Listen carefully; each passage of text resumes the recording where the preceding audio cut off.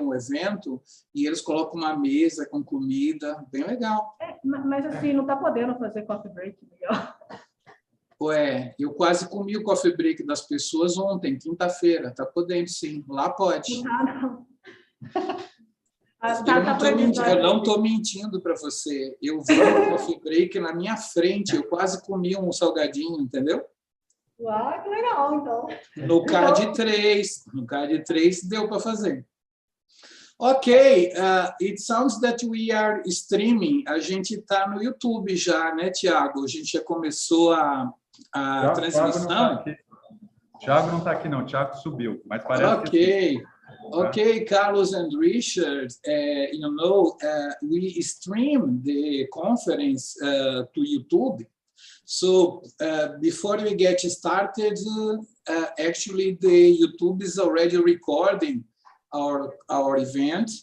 So just to you to know, we are having a seminar of the series BrazWebinars, an international seminar.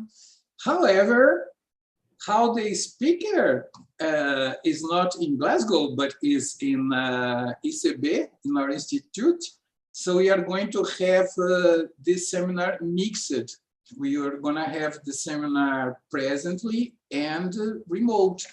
And we are going to start in some 5 minutes, okay? So we usually do some conversation before that. So, Richard, if you were in Glasgow, it would be 7 p.m. or 8 p.m. there, right? 6 p.m. 6 p.m. 6 p.m. now. Yeah, so I should really, on a Friday afternoon, I should be in the pub. I shouldn't be giving a seminar. I should be drinking a beer in the pub. Drinking a beer in the pub, yes, we too. So how is your institute? You work together with Tom that gave a talk 1 month ago? Yeah, so Thomas joined the department or the centre that I'm in about 5 years ago, and we've worked together ever since. He's a great colleague, and some of the single cell stuff I'll show today, a little bit of today, we did with Thomas. He's a fantastic colleague. But he gave a talk in Portuguese because I was going to say Thomas could speak Portuguese, which I can't. No problem. So how is your group there? Are you accepting Brazilian students if somebody from the audience wants to apply? Sorry, Miguel, I didn't catch that. Could you say that again? Is it possible to have Brazilian students going to your lab to work there? Yeah. So, we've had virtually just about every year, we have a Brazilian student or a postdoc come in maybe for 6 months or a year, and it's fantastic. Every time it's enjoyable. So we have an office of 6 people, and 5 of them speak Portuguese now. So it's a Portuguese office. Yeah, see, some people in the audience might be interested. Actually, they are already connecting. We have by now 26 people connect, and they want to know about that, the opportunities of working with you. We always welcome guests to lab. We're very happy to have them. It's so enjoyable. Usually you take postdocs, or are you use it to what we call sandwich? That's by the third year of the PhD, they go and they come back and then they present the PhD. Are you use it to the sandwich thing? Yeah, there's a student who was with, I'll take my mask off to be clear. There was a student who was with Luis Tosi called Gabriel da Silva, and he came for a sandwich right in the middle of COVID, right in the middle of the lockdown. But he'll defend his PhD in, I think, in a month's time. So he was the last Brazilian sandwich. Okay. For nowadays, we need to have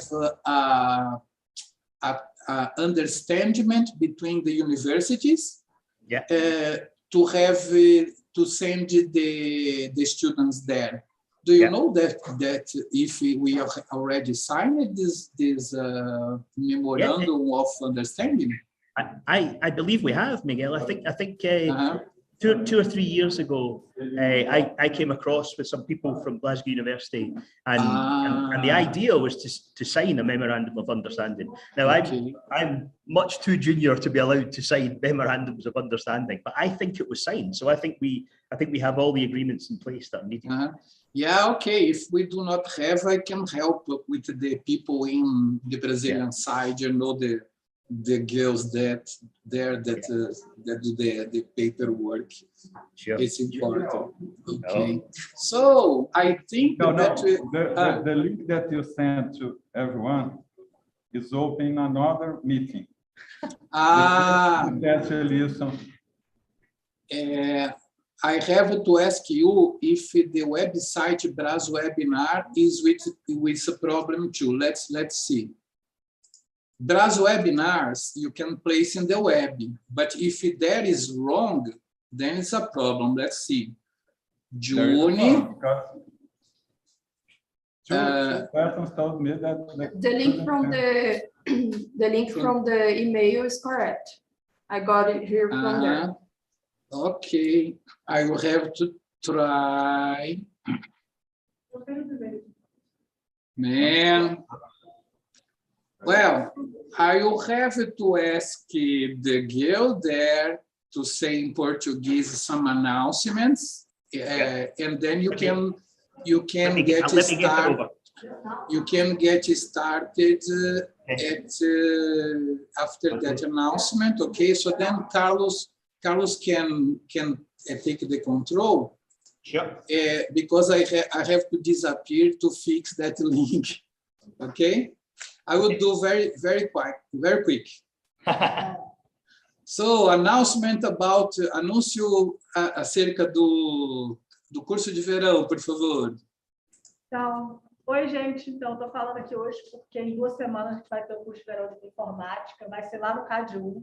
A gente está tentando fazer um preço extremamente barato, então ele está um preço de R$30 para aluno de graduação e 50 para aluno de pós, e de R$20 para todos os minicursos. Estou convidando todo mundo para ir, porque está realmente muito barato. Se todos os minicursos, assim, são 5 minicursos incluídos no combo de R$20.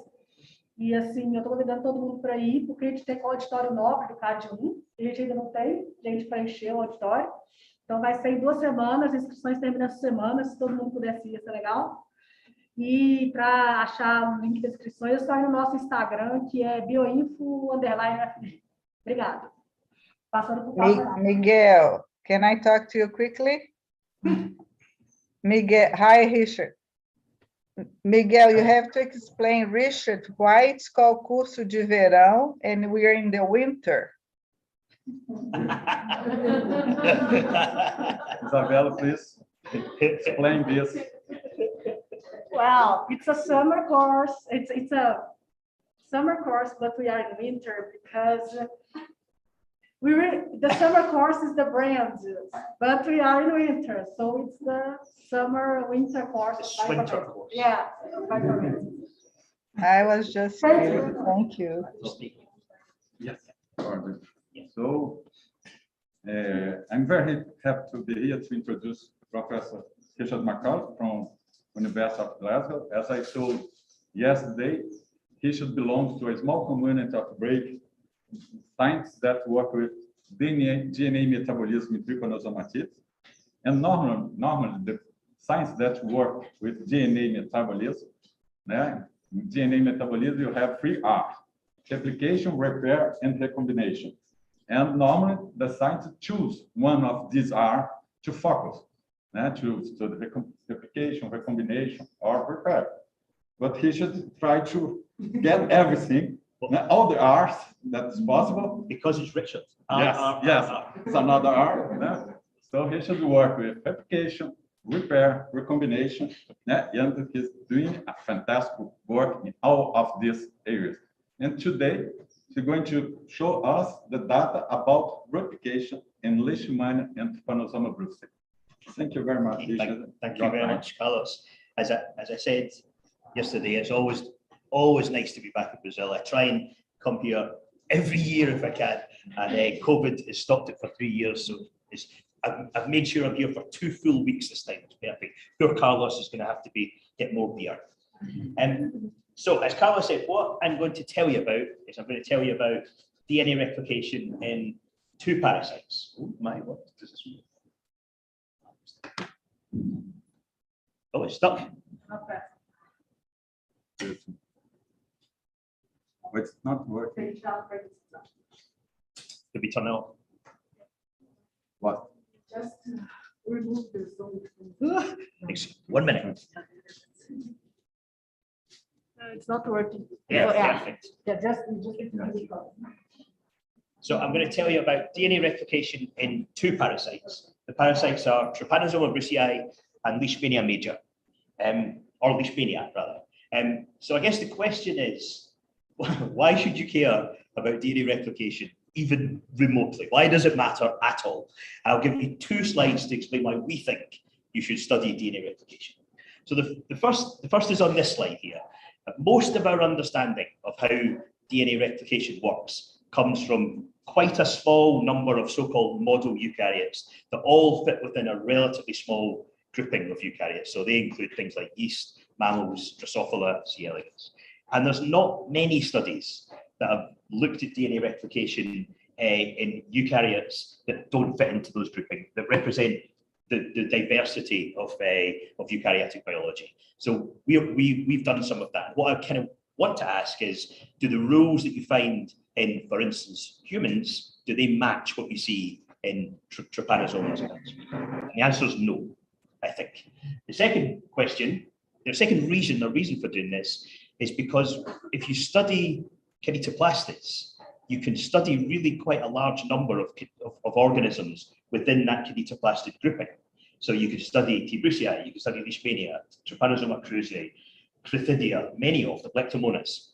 And their biology within that grouping is incredibly diverse. The way they infect their hosts, the way they survive within their host species, their life cycles are really diverse.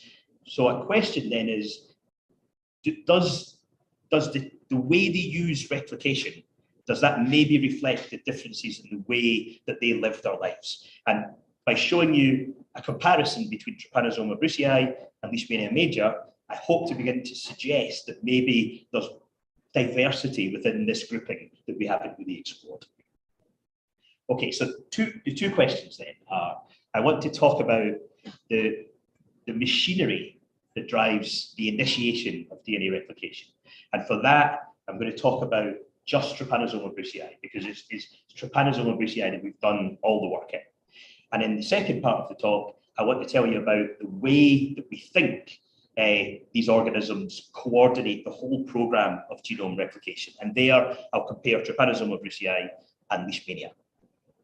Oops. Okay, the first one then. Let's start with the machinery. And it's a complicated slide. And what it's to explain is how you drive the process of genome duplication through DNA replication. And the summary of that is that you do 2 things.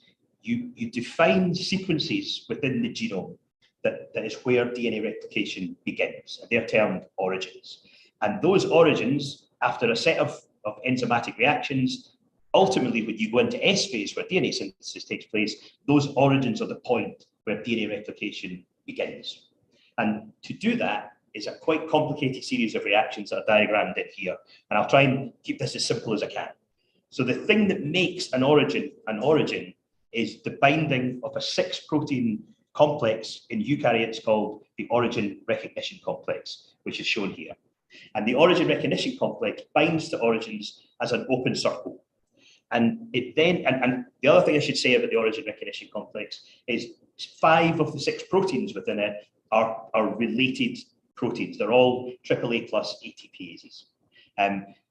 Once that's bound as an open circle, it recruits another AAA plus ATPase called CDC6. And the purpose of that recruitment is it locks the origin recognition complex onto the DNA. And also what it does is it allows the ORC complex to then recruit another important complex called the replicative MCM helicase.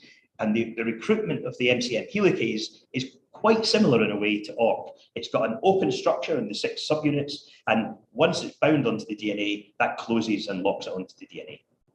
So what you do in this enzymatic cascade is you define where an origin is, you bring the replicative helicase along, and then, and what I should say that's really important here is that process of binding the ORC and then MCM conventionally occurs in G1, mitosis through G1. And then when you transition into S phase, where DNA replication takes place, that super complex is activated and it begins the process of DNA replication. And I'm not going to talk about the replication complex at all. I'm only going to tell you about ORC and MCM. Okay, now a little bit of justification for this. If you read the textbooks about the origin recognition complex, they will tell you that this 6 subunit complex is enormously well conserved. Each eukaryote contains the 6 subunits I've talked about. They're all AA plus ATPases, and they're all conserved. And not just us, but a number of other labs have begun to do similarity searches across the eukaryotic kingdom, and they've begun to question that picture. And that's shown here, and I hope you can see this. Actually, when you look for the components of the ORC complex, only around about 40% of eukaryotes display the conventional 6 subunits. There's a number of them where you can see duplications or increased numbers of some of those subunits. And equally, just as important, you can find a number of eukaryotes where you really can't find some of those ORC subunits. In fact, there's some eukaryotic organisms where you can't find any ORC complexes at all. So that would suggest maybe the conservation is not as good as we've learned from the model organisms. And if we just focus in on Trypanosomatous or Kinetoplasties now, you can see this is actually really strange. So we have can you see? So this on the left-hand side of here, there's it's a measure of whether the presence or absence of the components, the 6 components of the MCM subunit, the MCM helicase, and they are really, really well conserved. You can find them in every single eukaryote, but no, that's not true. Virtually every single eukaryote. That's not the case when you go to the origin recognition complex. If you do similarity searches in there, you could really find with confidence 3 components of it. One is called ORC1, one is called CDC6, and another is called ORC4. Now, and the other ones are thought to be absent. But actually, that's a simplification of the picture that we know in Trypanosoma brucei. Because what we've done very, very laboriously is we've gone and searched for the components of the origin of the ORC complex. And what we know is that simple picture of similarity, it hides important information. So this is a summary of what we know at the moment about the ORC complex. We can definitely find an ORC1 homologue, which is called ORC1-CDC6 for reasons that I'm not worrying about. There is another protein called ORC1b, which we now believe is related to CDC6. There's a reasonably well conserved ORC4 subunit. And then you've got 2 subunits that took us a long, long time to convince ourselves that they are orthologs of ORC5 and ORC2, but we're now fairly sure of that. So it looks as though there's a strange organization of this complex where you've got a reasonably well conserved, I can't do that, a reasonably well conserved arm here, and then poorly conserved components, and then complete absence of detectable subunits. And we wondered if that was true. So what I want to show you is, in fact, there is another subunit that we can find, and that subunit is odd. So the reason we can say this is because the way we isolated the components of the origin recognition complex is by a laborious series of immunoprecipitations followed by mass spectrometry and screening for the proteins that we can see interacting. And one protein kept coming up in this analysis, and we've called it TB1120. And the reason we called it such a boring name is because nothing we could do could convince us that this looks like a AAA plus AT helicase or an ORC subunit. But by doing lots and lots of these experiments, we saw that we kept recovering this protein. So we eventually said, let's find out if this is a component of the origin recognition complex. And the evidence is summarized in here. We epitope tagged the ORC1 component, the really conserved component, and TB1120, and we showed that if you immunoprecipitate either of them, you pull down the other protein. So they interact. It confirms what we knew. If we then do RNA interference, which is shown here, and in T. brucei, the RNA interference is inducible by tetracycline. When you induce RNA interference against this TB1120, you get a growth defect. And if you measure the uptake of EDU variant of thymidine, you completely stop the uptake of EDU into the nuclear genome, which suggests that you completely abrogate DNA synthesis. And then the final piece of evidence we did was Marcelo da Silva, when he was in Glasgow for a year, he ran a gel filtration of extracts from trypanosome cells and asked what size, where does TB1120 look to the process of that evaluation, and it's part of a large complex here. And in fact, the size of that large complex is exactly the same as the size that we saw previously for the other components we know before. So at that point, we said, all right, we're sure now this is a component of ORC. Right? As sure as we can be, this is a component of ORC. So the question is, what is it? And this is where the data becomes complicated to us. What we've now done is we've built up a database of loads of genomes, loads of transcriptomes, and we've done the most distant similarity searching we can through things like building up HMM profiles and multiple iterations of searches. And when we do that, we see two things. The first is, if you focus in on the SCOBA grouping, which is where the keratoplastids are found, you can readily detect ORC3-like proteins in most of the members of that grouping. You cannot find it in any keratoplastid at all. And if you do the reverse, and you do the same searches with TB1120, you get precisely the opposite. You can find TB1120 right across the keratoplastids, but you can't find it in anything outside the keratoplastids. And I guarantee you, we've searched thousands and thousands of genomes to do this. We then started to play with structural predictions, and the first of these was the kind of threading strategies you use, like things like FIRE. And what that suggested to us is there's one part of the protein that suggested it might have what's called a winged helix domain on it. And a winged helix domain is found in lots and lots of DNA-binding proteins. That winged helix domain does not bear any sequence relation with any ORC complex that we can find. So it is a putative winged helix domain, but not related in sequence. We then, when AlphaFold 2 appeared, we said, let's do structural predictions of this. And to our surprise, this began to suggest this protein adopted a structure that is possibly AAA plus ATP-like. It doesn't really look like ORCs, but nonetheless, you see similarities with them. So we're left with a really strange situation. What we have is a subunit that, by very distant homology searches, we cannot at all convince ourselves is an ORC subunit, but has structural predictions that may be compatible with some ORC-like features. So what does that mean? We don't know is what it means. It might be that they've allowed that component of the complex to diverge in sequence for reasons that we don't understand, so it's not recognizable of ORC. Or even more radically, they brought in a completely unrelated protein into the complex to do some job, and it happens to look a little bit like an A plus ATP. Okay, so that's where these studies started. And then we decided to ask a little bit more about this machinery. Is there anything else that's unusual? And the starting point of this is the protein that's called ORC1b. And ORC1b was interesting to us because at this time we weren't sure if it was CDC6 or other proteins. We're now fairly sure it is a CDC6 homologue. But it's interesting because when you look at its expression across the cell cycle of Trypanosoma brucei, it's the only component of the complex, the ORC complex, that we could see that isn't expressed in every single cell.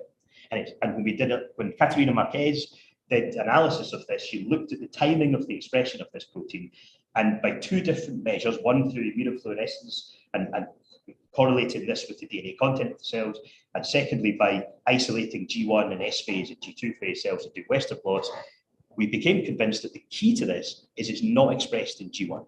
It seems to us as though it becomes expressed in S phase and it gets turned off during M phase, quite early in M phase, and then it's absent in G1. And I'll explain to what that means in a minute, but it's important because that is not what CDC6 should do. It's completely different from CDC6.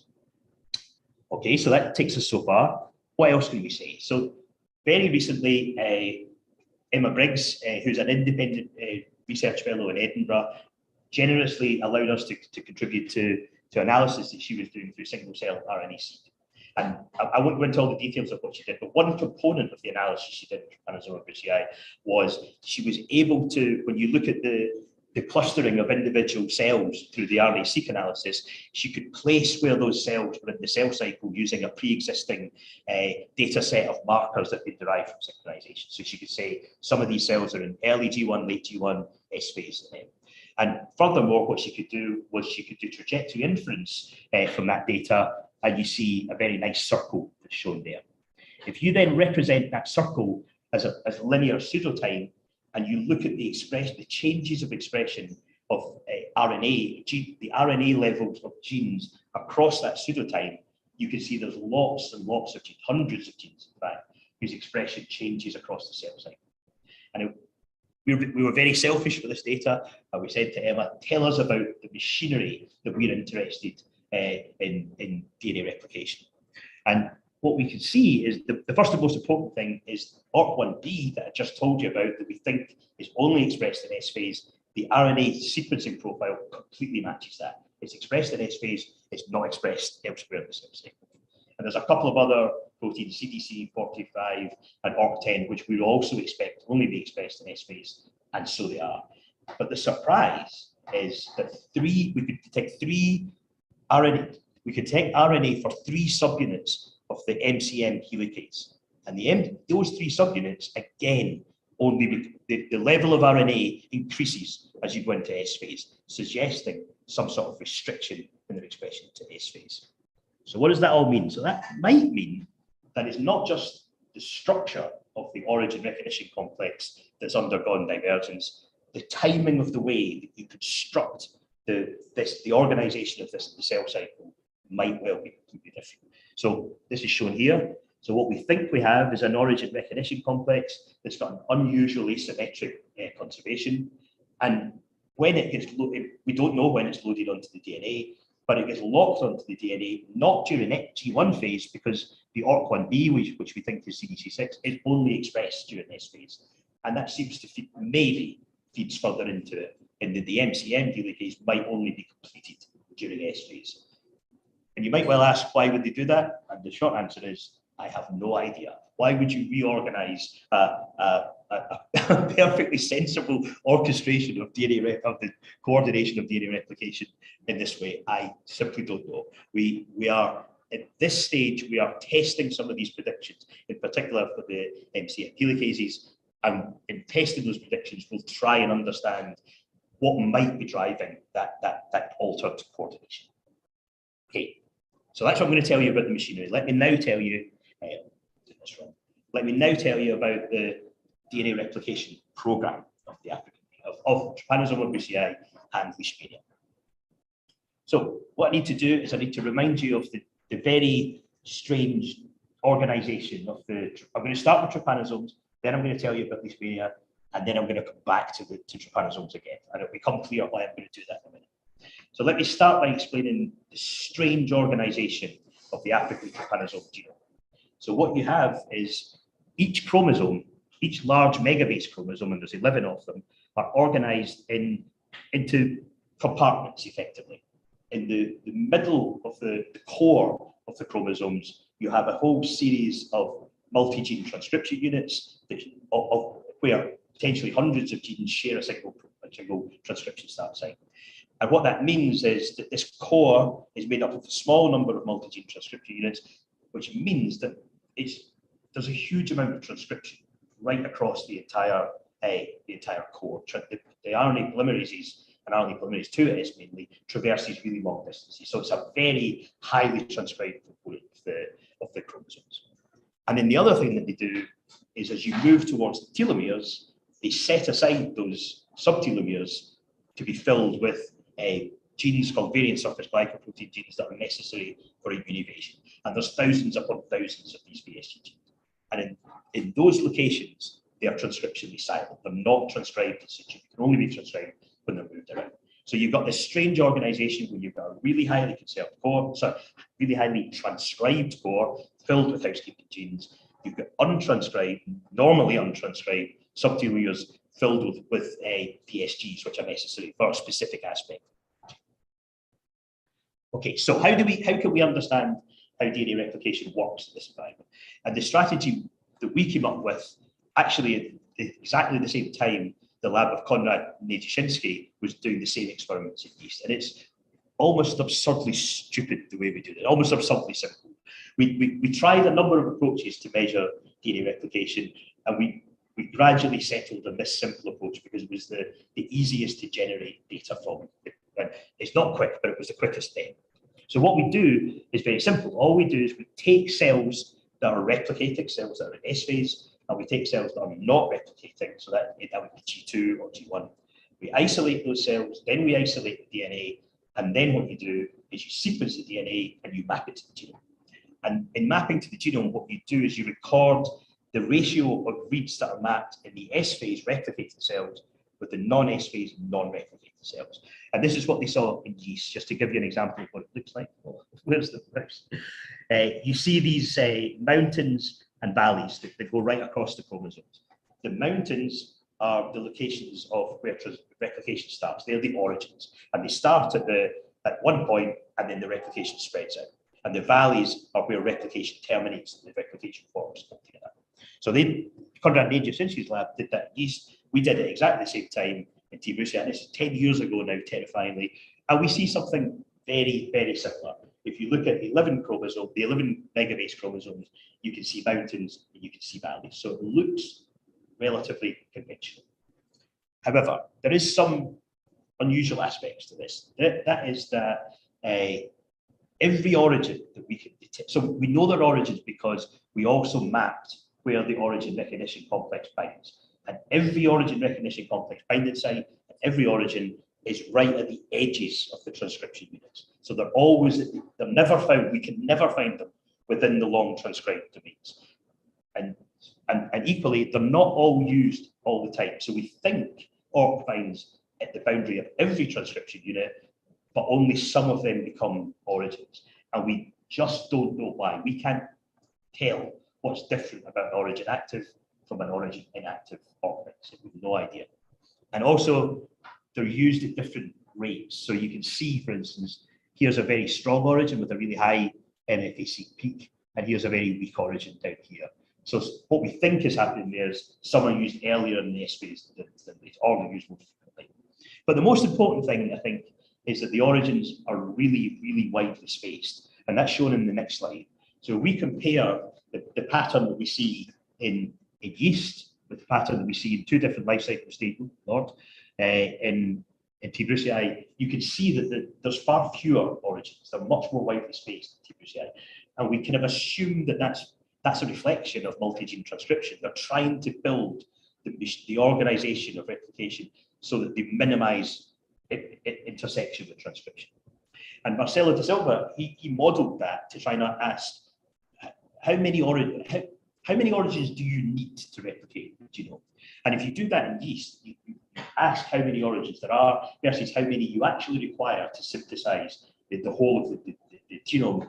You've got an excess of origins. You've got more origins than you actually require, which is presumably a pattern. In T. brucei, the correlation between the number of origins we could map and the numbers that we need was always precisely the same, which would suggest they're operating with an absolutely minimum number of origins. Now, there's one data set that doesn't agree with that, and they did a completely different type of analysis. They did what's called DNA combing, and they inferred the number of origins that are there, and that predicted an almost absurd excess of origins. It was far, far higher than you see in yeast. And that would suggest maybe there's some other processes going on, which I'll come back to at the end. We don't have a full explanation, but we've maybe got some explanation of that. Okay. So T. brucei has multiple origins, each chromosome has multiple origins. Those origins are of different strength. It's not totally conventional, but it looks a little bit like what we see in yeast. So we decided to say, let's see the same in Leishmania, expecting really to see the same outcome. And this was done by Katerina Marquez, which was doing a PhD. And to our amazement, we saw an entirely different organization of DNA replication. This is the 36 chromosomes of Leishmania major, and you can only see, I hope you can only see, one single detectable mountain or peak within each chromosome. And we We've done this in Leishmania major, we've done this in Leishmania mexicana, we have redone the experiments time and time again with lots of different conditions, and we can never find more than one peak per chromosome, which is nonsense. You cannot replicate your genome with one origin. It's simply not possible. If you think about this then in comparison to what we've already seen, you have many origins in a yeast chromosome. In a similar sized T. brucei chromosome, you've got a smaller number, but a manageable number of origins. And in Leishmania major, with a similar sized chromosome, we can detect one potential origin. And that origin, it turns out, is the centromere. So there's a correspondence between replication initiation and the centromere. And we know that in virtually every organism, the centromere is the earliest active or strongest origin. So this just doesn't make sense to us. So how do they actually manage to replicate their genome? And this is what we've been wrestling with for years, and I can only share a small amount of data with you that begins to fill in the gaps. It doesn't provide a complete explanation. So what Jeziel Damasceno did was he said that one of the problems with doing the analysis the way that we did it is what we're doing is isolating cells that are replicating and isolating cells that are not replicating. And if there was any DNA replication that occurred outside these defined boundaries of the cell cycle, we would completely miss it. So what Jeziel did was he took advantage of the fact that Leishmania, when you grow them to high densities, they go into stationary phase. Let's call it stationary phase. And what he checked was he asked the question, when they go into that stationary phase, are they undergoing DNA replication? And there's two pieces of evidence suggest that they are either not replicating or they're doing very small amounts of replication. The first is shown in this FACS plot here, that basically the only thing you can detect is DNA that's got 1C DNA content. So they're mainly in G1 phase. And if you feed them with EDU, the thymidine analog, you could barely detect any cells that take up EDU at all. So it really looks as though they're barely replicating. Now, the question is, what actually are stationary phase cells? And at this stage, I have to say, I don't think we really know. We started to do single cell RNA-seq on them, and they're not quite, I can't share the data with you because it's not properly analysed, but they're not quite what we expected. Nonetheless, they're not replicating. So this allowed us to then say, they could be our control for non-replicated cells, and we could then ask, where do we see DNA replication right across the cell cycle? And that's what Jeziel did, and that's shown in here. It's a slightly different plot, but it's the same idea. So the top bit here in green, that compares the data we had before. That's the ratio of reads in S phase versus G2. And you see this one predominant single peak. If you then use the stationary phase cells as a non-replicating cells, and you compare that to exponentially growing cells or cells in G1 or early S, late S, or G2, you see something surprising. And that is that you begin to see evidence for DNA, for mountains forming at the ends of the chromosomes in the subtelomeres. And this is shown a little bit more clearly here. So this is a meta plot of all the 36 chromosomes of Leishmania major. The middle plot is what we saw before. This is the replication initiation sites, putative origins that we see in early S phase. And then, and you can see that these are all central in the chromosomes. All the mountain peaks are sitting in the middle of the chromosomes. And when you look at G1 cells or G2 cells, you see this accumulation of signal towards the subtelomere. And that suggests to us a genuinely surprising result, and that is that they have a capacity to replicate this part of the genome outside of S phase. So they seem to the strict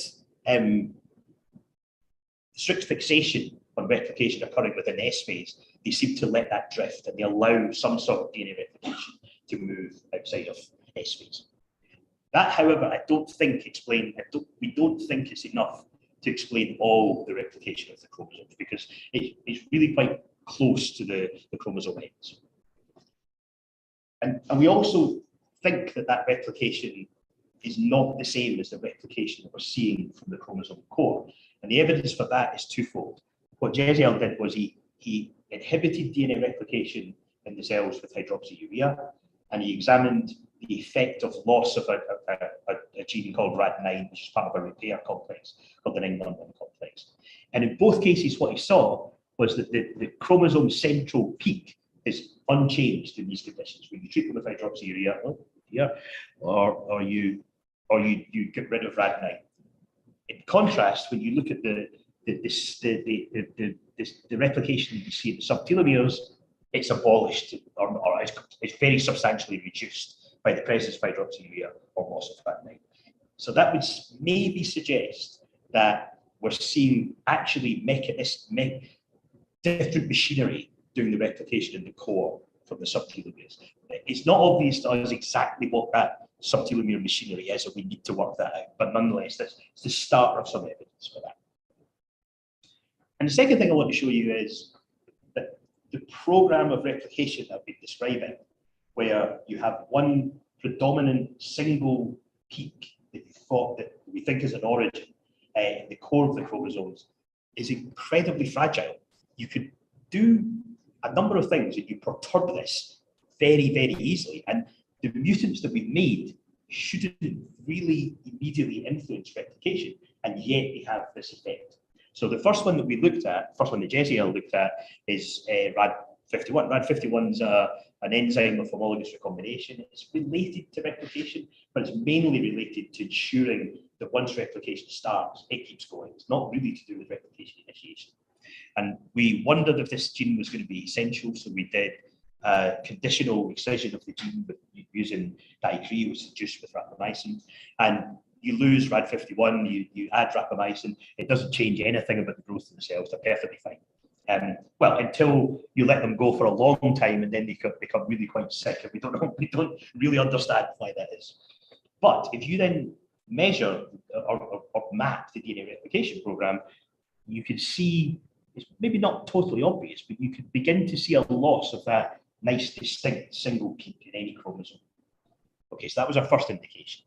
We then, Jesiel then did another gene, which is called RNase H1, and this is an enzyme that processes structures that form as hybrids between RNA and DNA. This has quite a severe, causes quite a severe growth defect, but transient. So the cells are initially pretty sick, but then they recover. And they don't recover because they've adapted to the loss of RNase H1.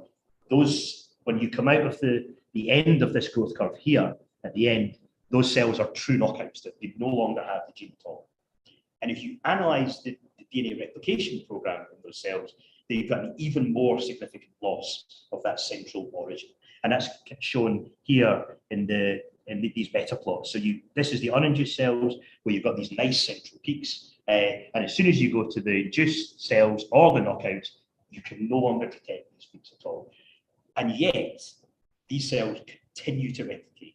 They replicate and they take up nucleotide analogues perfectly normally, which suggests to us that there's probably some other activity that we have not yet been able to detect that doesn't rely on the single central origin. We don't know what that activity is.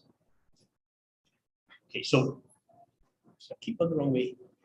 So just a quick summary of that, of what we think we're seeing. So what we think we're seeing is in early S phase, we see a single main site of replication, and we assume that's an origin, we don't know for sure. Outside of S phase, we think we're seeing some sort of subtelomere synthesis.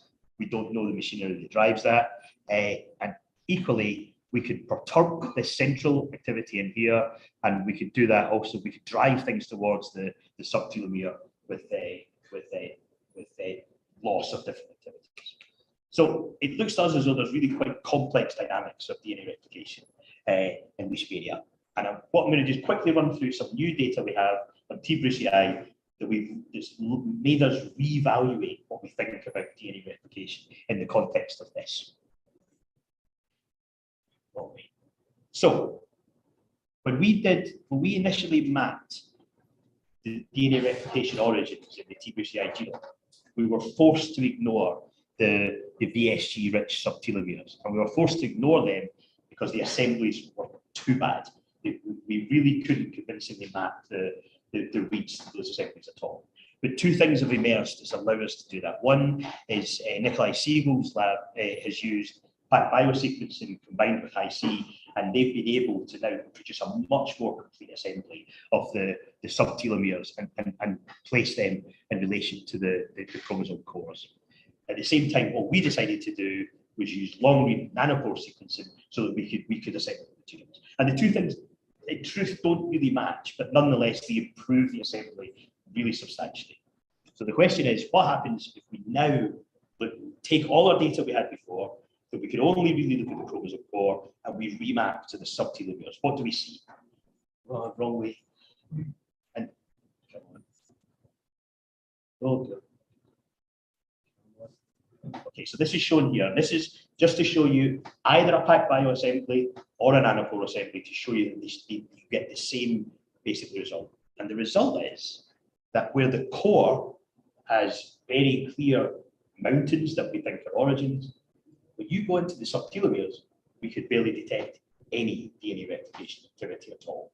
And that is, in some cases, absolutely astonishing, because we've got chromosomes, for instance, chromosome 1 here, where the subtelomeres are 3 or 4 times longer than the actual chromosome core. And in the chromosome core, we could very readily detect DNA replication activity, and we could barely convince ourselves we could see anything in the subtelomeres at all.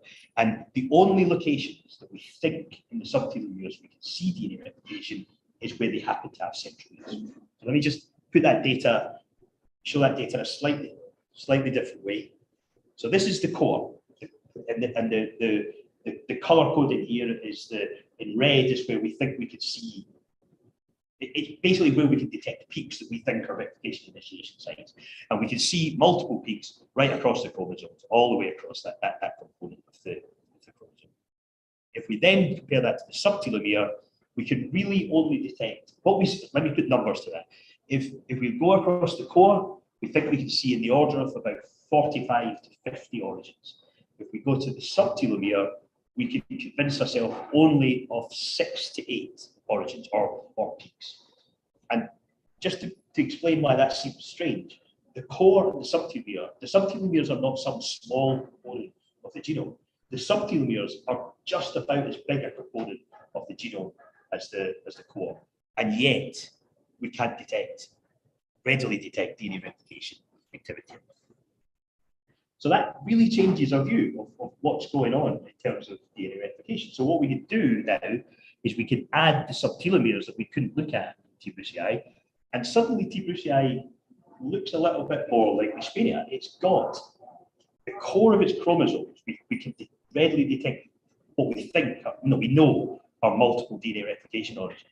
But we go to the potentially really large subtelomeres, we can't convincingly detect origins in there through this technology. And that looks like the majority of the chromosomes that you see in Leishmania major. So it may well be that T. brucei has got some strange activity that we've completely failed to take account of.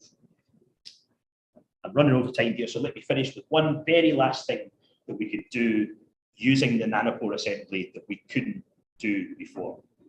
And this is shown here.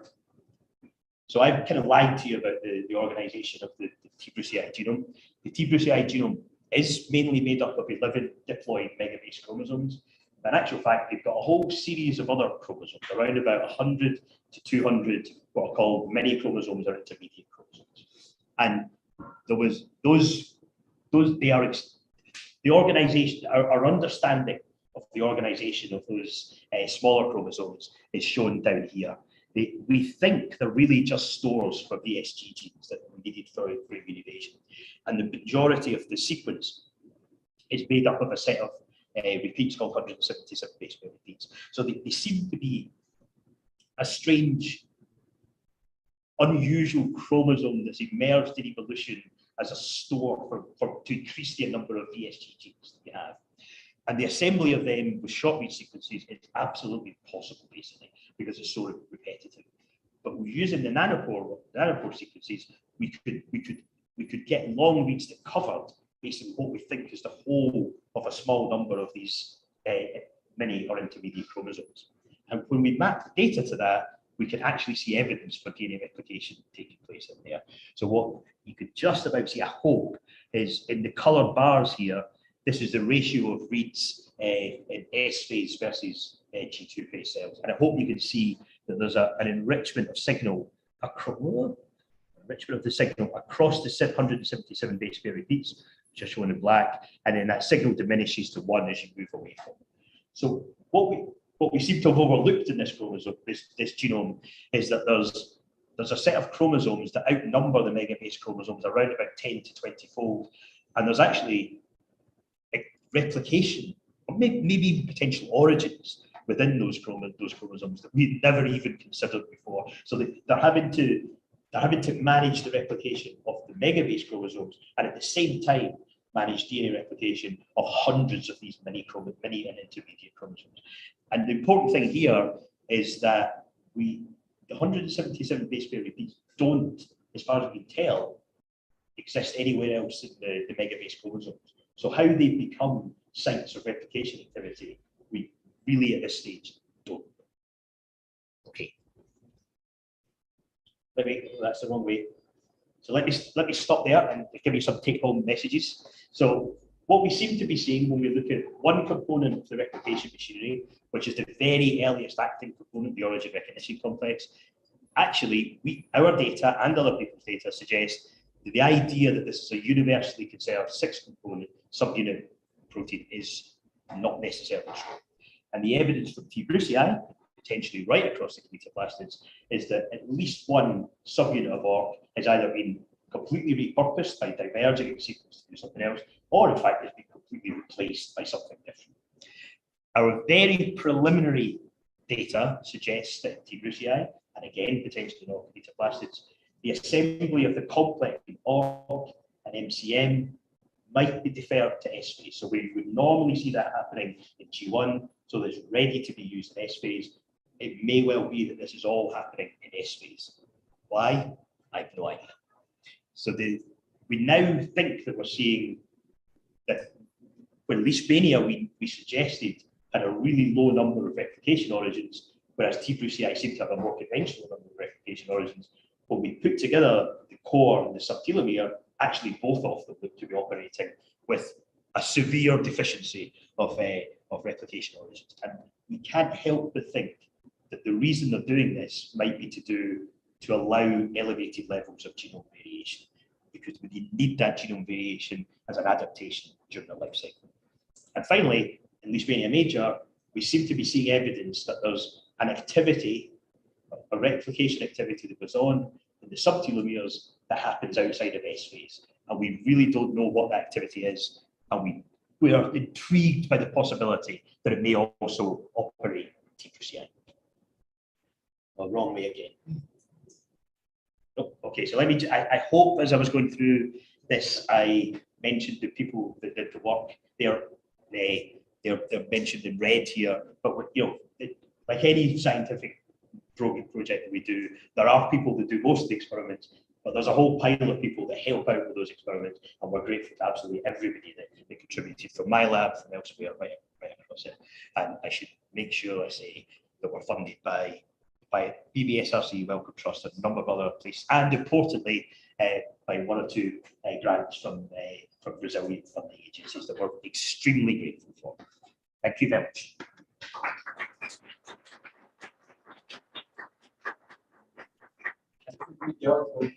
Okay. Yes. So if you have questions from the audience, you may start. Question here? Yes, you have a question here. We are not going to listen quite well, but no problem. We will see the answer. Okay. If you want to listen, come here. Move your butt and come here. I was wondering, so you said that one of the conclusions is that not every eukaryote has large recognition complex similar to the opposite. Yeah. So what are the other ones that are different from what is supposedly has? Oh my God, I off the top of my head, I genuinely can't recall. They are. Let me just come to the chase. I was wondering if these intracellular parasites in general. The answer to that is not limited to parasites, it's not limited to intracellular parasites. So there are 1 or 2 examples. There's one striking example, and the organism I cannot remember, it's a metazoan organism, and they cannot find a single ORC subunit in the genome at all. Which was So going to be my Yeah, so yeah, so there's at least one metazoan now, and that one has been it's kind of different from the big right across the eukaryotic analysis of it. What they did was something similar to what we have done in Kinetoplasts. They really drilled down into the really close relatives of that metazoan organism that I wish I could remember the name of, and it seemed to be particular to that lineage. The close cousins of it still had the origin recognition conflict, which I guess would suggest that there may be lifestyles that some organisms adopt that necessitate an alteration in this complex to allow it to do different things, to accommodate aspects of its genome biology that we don't yet understand. So it's not a primitive, but it's an evolution of the I think so. I think probably the best explanation is that the ancestor of the current existing eukaryotes probably did have a 6 subunit origin recognition conflict, but organisms, it's not fixed. Organisms can tinker with that and they can change the components of it where necessary. Thank you. Okay. Actually, 2 questions. First, on the first part of the presentation, you mentioned the new part of the origin complex, TB1120, yeah. And I got curious, if you look on the parasites that are closely related to evolutionary, we would have like pseudogenes or non-coding RNA that have sequences similar to TB1120, because nowadays when we look at gene creation, we see a lot of that non-coding is becoming coding and return to non-coding. Oh, that's a very good suggestion, and the short answer is we haven't analysed it sufficiently to be able to say. So you're absolutely right. The one way to address this would be, let's take close relatives of the Kinetoplasts and ask, where T. brucei doesn't have ORC3, is it because it's become a pseudogene that we've completely lost? And that would suggest they've thrown it out and moved in another gene. And equally, where they have with Kinetoplasts of TB1120, is there some feature of the surrounding genes that suggests repurposing? We haven't done that. One thing we've wondered about was a lateral gene transfer. Could it have come from a virus, a big virus or a bacteria? And we were trying to begin to look at codon usage. And up till now, I don't think we could say anything with any great deal of certainty. It's a very good suggestion. Yeah, like my other question, like I don't know much about the replication. I work with something very far from that, but like at least on transcription translation now, we know that there are canonical origins of translation. Could that be happening on the replication data? That's why the technology we know for the canonical replication of the start point, we see only on the middle and the edges. Because at least on translation, now we know that there are a lot of canonical points of translation illustration that are very new data, but maybe that could be happening on replication.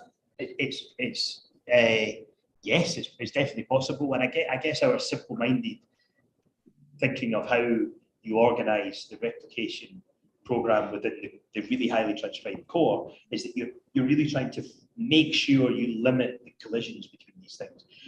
The problem is a relationship between transcription and replication is much harder to discern in something like the T. brucei subtelomeres, because they're really not, at least to our knowledge, they're really not transcribed. So does that mean, for instance, if there's no transcription going on there, are you free to generate loads and loads of origins that just completely surpass our ability to map them by the technologies we've done? Again, that doesn't really help us in Leishmania, because Leishmania, the chromosomes are nearly all transcribed. So why would you have subtelomeric regions or distal regions that don't seem to have origins? I wish we'd a really clear hypothesis that we could test. We haven't reached that stage yet, I'm afraid. So I think that João wants to have a question. And where are you talking from, João? Hello, Miguel. I'm talking from York, from the United Kingdom. So this is the first time that Richard is in Brazil and I am in the UK. So we just exchange sites for now for this discussion. First of all, amazing work as always. And my question is that I'm still very intrigued about this leaking of replication to these other phases of the chromosomes. So can you hear me okay? Yeah, okay? Yeah. Okay. So I was wondering, have you checked how often you find these leakings of the replication of the chromosomes in different chromosomes as well? I mean, does this happen in all chromosomes that you are evaluating, or usually in one or two chromosomes that you can see? Joe, can you just clarify what you're asking? Are you saying is within a single cell, do different chromosomes operate differently? Is that what you're saying? No. What I'm saying is that you are finding some evidences that there are chromosomes being replicated in other stages that are not the S phase, right? Yeah. So my question is, this is amazing and very interesting. So maybe this shows that there is a loose control of replication of chromosomes in Leishmanian, etc. But my question is, does this happen for all chromosomes, or if there is evidences of this happening more frequently in one or two chromosomes? Oh, I think our data suggests it happens in every chromosome. Okay. And the reason I say that is because when you do meta plots and pile up all the data, you get a very neat overlap of the signals. Having said that, it's not impossible that there are the subtelomere replication extent varies between chromosomes. Because what we do is we normalize the lengths to do those kind of meta plots. And it might be that some chromosomes allow larger amounts of DNA synthesis. We should look again at the data. I wouldn't want to answer that with certainty. I think they all do it, but I couldn't rule out the possibility that some chromosomes do it more or better. Yes, because for example, one thing that we are seeing is beside the 31 that is usually estromerae, we are seeing some other ones that are frequently have extra copies too. So maybe there could be some loose regulation in some of these chromosomes, but not in others. But we can discuss this another time for sure. Yeah, it's a very fair point. I'm not sure we could necessarily get that information with certainty for the data we have, but some of the new approaches we're trying to use to map replication might be much better at that. They're not working, but we're going to try. Okay. Yes. I think that Luis is next. Luis, where are you talking from? Hello, hi Richard. I'm talking from. Can you hear me? Yeah, we can hear. So hi Richard. Thank you for the talk. And my question is, I think it's related to the one João just did. About this, you see the assembly of things way into the S phase. Yeah. My question is, if chromosomes weren't entering the S phase at the same time, wouldn't you see something similar? That's a very good question. So to try and begin to answer that, Louise, you're right, because one of the issues that you might be confronted with if you have just one conventional origin in each chromosome, that means that you complete the replication of the small chromosomes before you complete the replication of the large chromosomes. That's absolutely right. And that might mean that you're more likely for the large chromosomes to need replication outside of S phase than the small chromosomes, because you've readily completed the small chromosomes. We kind of wondered about that, and it does relate to what João just said. With the data we have at the moment, we don't see evidence for that, but it doesn't mean that's not correct, because the data is limited by the resolution of what we can map, and that is quite low resolution, to be fair. So we do need other technologies to check this. Thank you. Carlos, do we have some question from the audience? One more question? Yes. I have one. Yeah. And it may be a little bit out of your presentation, but my question is, how often do chromosome fusion happens or did happen or happen in T. brucei? And I'm asking this because if I remember correctly, in one of Katarina's previous work, where you showed that the origin of replication for Leishmania chromosome 31, it seems to be the same for chromosome 4. Yeah. Because there are satanic embeds in there. Yeah. So maybe the large chromosomes from T. brucei could be a product of chromosome, or the smaller chromosome fusion. This happens in T. brucei or? Okay, so there's two answers to that question.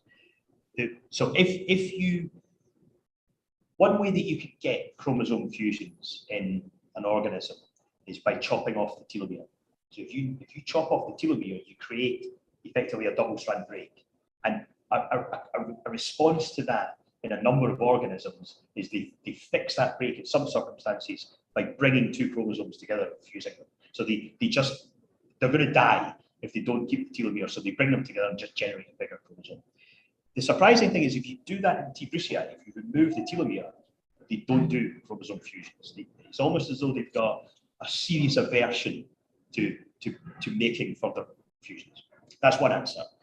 The second answer, which is closer to what you're asking, Samuel, is the evidence suggests that the evolution of the chromosomes structures seen in Leishmania versus T. brucei is fusion of the Leishmania chromosomes, small Leishmania chromosomes, to form the large T. brucei chromosomes. And the reason for that is because you can see evidence of what look like subtelomere or telomere related sequences within the boundaries of where you bring the chromosomes together. So the evidence suggests T. brucei has undergone some form of, there's a series of fusion events have taken place to give us the larger, less numerous chromosomes in T. brucei.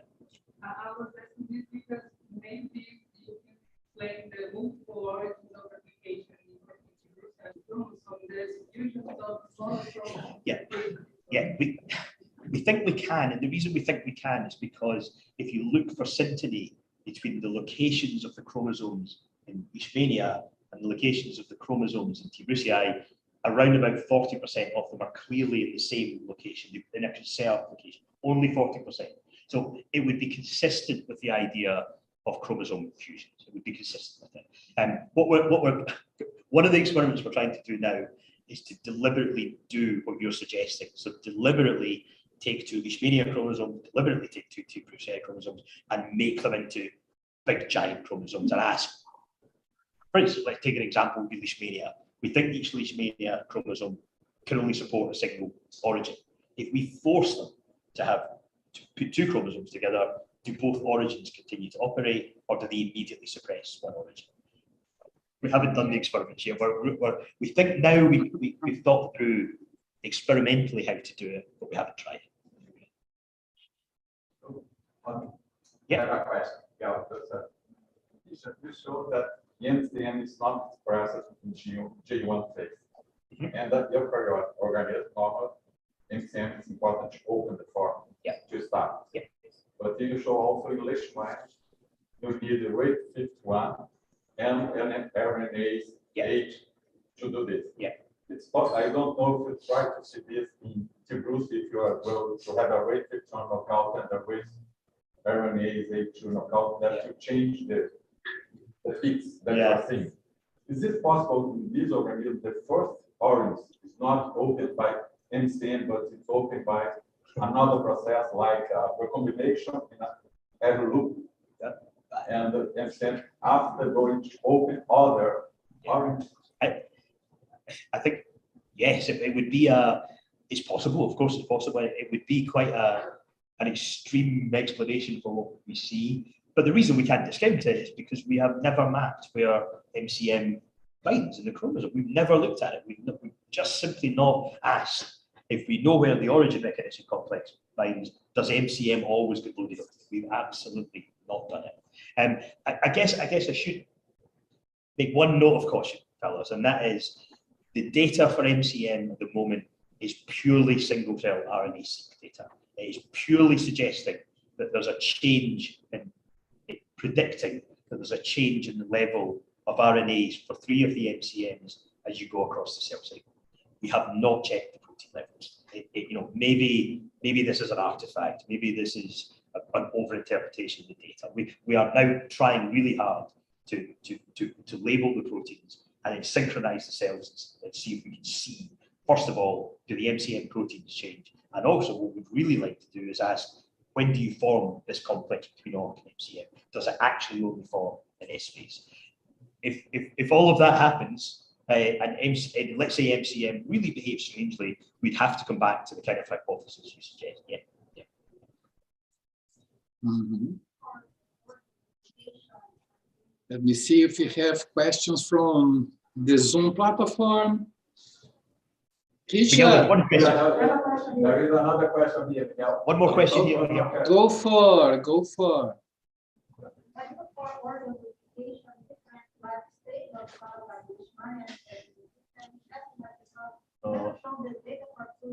Yeah. Yeah. We keep talking about this. So what we've done in T. brucei, yes, we've compared procyclic forms to bloodstream forms, and it's exactly the same. We've never done anything in T. brucei. We leave that to T. brucei experts, which we certainly are not. In Leishmania, we keep talking about doing the same analysis in a mastigot cell, and we have not done it. And it could be that the reason we see this strange organization in promastigot Leishmania is because of maybe they replicate quite slowly and they're capable of just tolerating this. Whereas if you go to amastigots that have to replicate more quickly, potentially they need more origins. We should do it. We haven't done it. We should do it. You're right. Thanks for telling me off. One question here. Oh, Miguel. I would like to ask a question from here, Richard. Of course. I was in Mel de Pamphlet's lab when they were fighting with the Joyce Hamlin's lab. I don't know if you are familiar with the bubble assay, Joyce Hamlin's bubble assay. Yeah. Explaining that the origin of replication could be anywhere.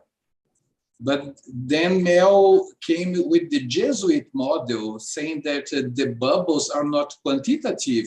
So that's why all the assays developed in Mel's lab, they were picking the average and pointing a location, but actually the origin could be there most of the time, but it could be delocated also.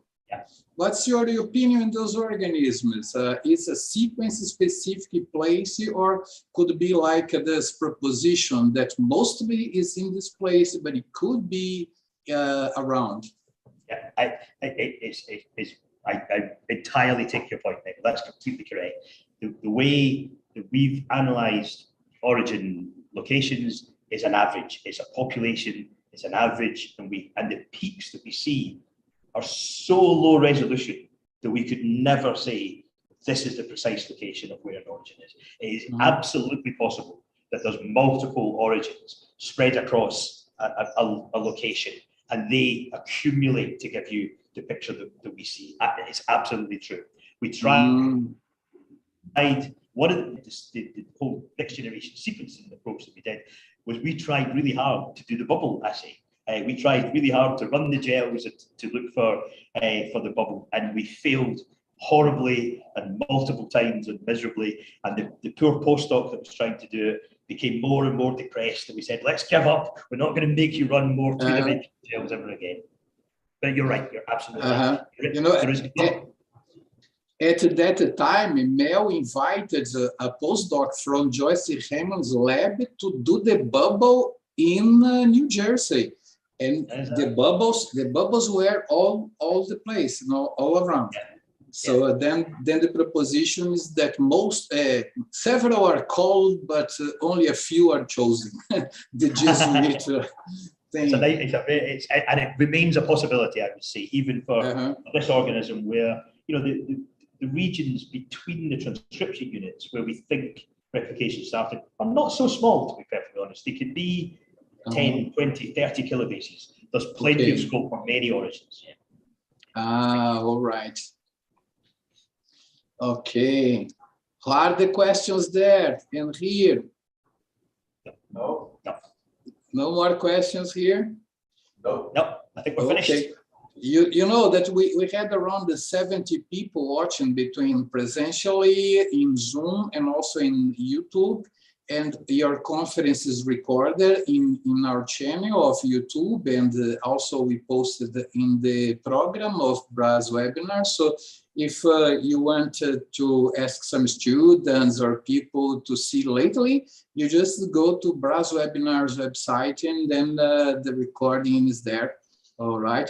So it was a great talk, Richard, and it was a pleasure having you in our program. And I think that everyone has appreciated. It was very great. Thank you. Thanks a lot. Thank you, Ben. Thanks to you and everybody here for so many good questions and for listening to my very strong accent. Thank you very much. No, it was great. Okay. So, Thiago, we stopped nós paramos a recording, né? Acho que quando a gente sair, ele para, né? As we leave the meeting, the recording is stopped. So, okay. All right. Bye-bye, everybody. Bye-bye. Thank you.